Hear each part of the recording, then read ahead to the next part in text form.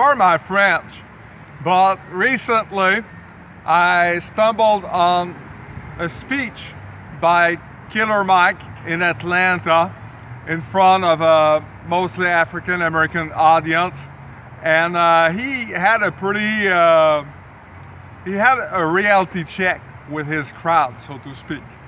And he was talking about the fact that if you want to lead a political revolution, you need to be self-sufficient. And it reminded me of one of my favorite speeches from Martin Luther King, the mountaintop speech in 1968.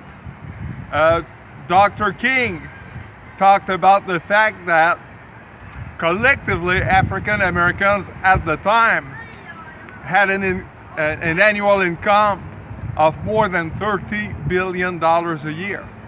That collectively they represented an economy that was basically outdone by only 9 countries of the planet. On the planet, only 9 countries at the time were richer than the African American community in the United States, collectively.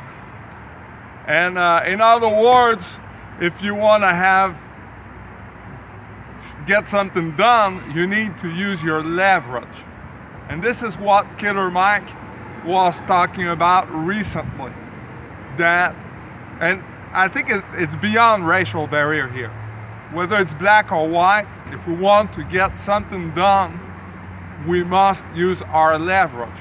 And using our leverage is not always easy, because all the independently owned businesses are gone, or almost all gone.